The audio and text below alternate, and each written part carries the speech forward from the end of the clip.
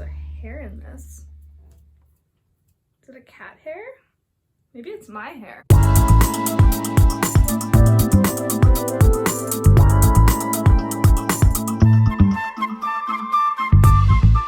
Hi everybody, welcome back to my channel. In today's video, we're going to be doing something a little bit different. We are not going to be rating any Christmas songs, but we are going to take a look at some of the do's and don'ts for whenever you're going to a holiday event with your family.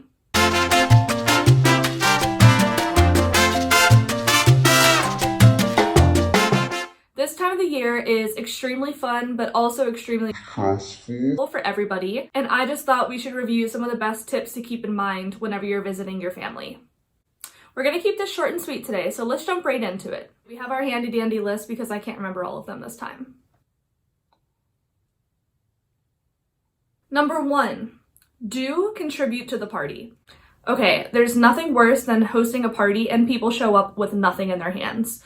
I will say I've done it before, but that was more when I was a broke college kid, and now it's time to start contributing something. It doesn't matter if it's something as simple as a bottle of wine, a box of wine, a case of beer, whatever your family is into drinking, but just bring something. If you're able to cook, definitely bring something. But if you're going to cook, you should probably message the host ahead of time, just so they know what to expect you're bringing, and also so they have enough table room. Okay, on our don't list, don't crash parties or events that you were not invited to.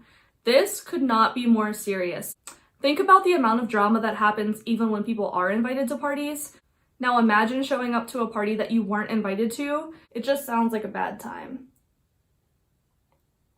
Okay, for everybody traveling over the holidays, do make sure that you schedule enough time to get to your destination. There's nothing worse than having to call your cousin to pick you up at the airport on the way to the party, and they can't even enjoy themselves because they have to worry about you. Do get in the festive spirit. All right, I know that not everybody has 80 Christmas sweaters. I certainly don't. I'm not wearing one in this video. I do know some people who have a lot of different sweaters that they're able to pull out for different types of events. They can wear them for 2 weeks in a row and they never rewear any, but try to get into the festive spirit. Try to wear something that's a little bit centered around the holidays. Or at least wear something fun and sparkly. Okay, this one's a good one. Don't tell your cousin, or really anybody, how much you hate their significant other.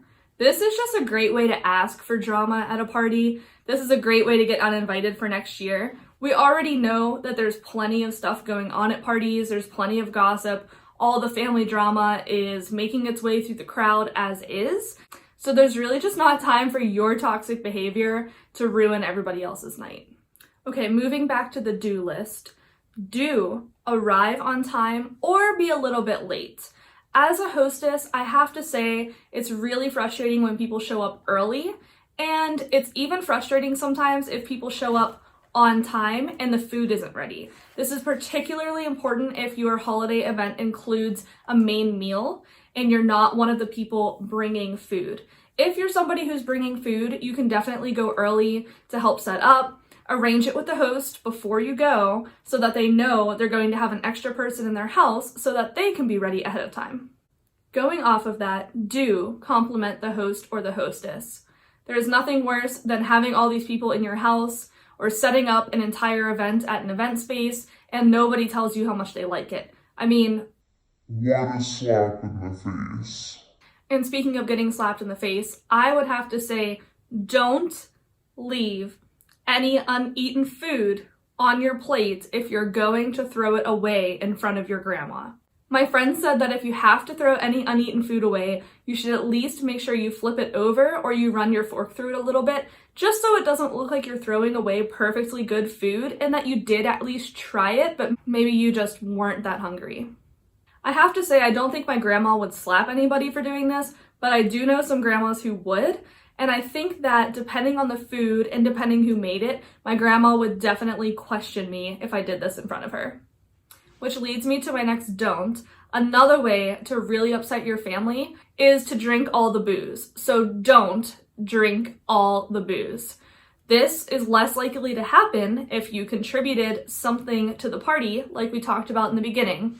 But if you didn't, whatever. If you brought food, we said that's fine, but you still should not be drinking all of the booze. The host or hostess went through a lot of trouble making sure that they knew how many people would be coming and who might drink what, so they worked to make sure that they had enough stocked for you. If you take advantage of it, you might not be invited back. Or you will be part of the hot gossip for the rest of the family. Okay, we only have 2 more, so do make sure you arrange something for your pets while you're gone, especially if you're traveling. Make sure that you have a trusted friend or maybe even another family member who can help out to feed your cat or feed your dog, especially if it's a pet that you can't bring. And if you do bring them, consider that the hosts are probably going to be stressed out with other things and they don't really have time to take care of your pet at their party. I do know there are some families who bring all of their dogs to family events, but the dogs already get along and they do it all the time, so it's not really a big deal. But I think that if this was something that was out of the ordinary, it could really stress out the rest of your family, especially little kids if they're not familiar with the pet, and would just really ruin the vibe. Okay, and lastly, don't be the last one standing. There is nothing worse than spending too much time at the holiday event and you are the topic of everyone's conversation the next day, the next week, the next holiday party. You do not want to be the person that everyone's taking pictures of at 3 a.m. and overstaying your welcome. That just doesn't look good on anybody. And that is all we have. So I hope that you enjoyed this list of do's and don'ts. If you're enjoying this content, as always, please let me know in the comments below. Please feel free to consider supporting my channel by liking this video, subscribing to the channel. Let me know if there's any other videos that you would like to see.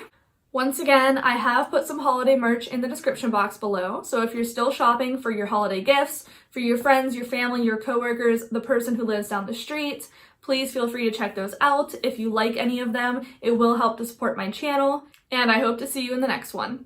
Bye!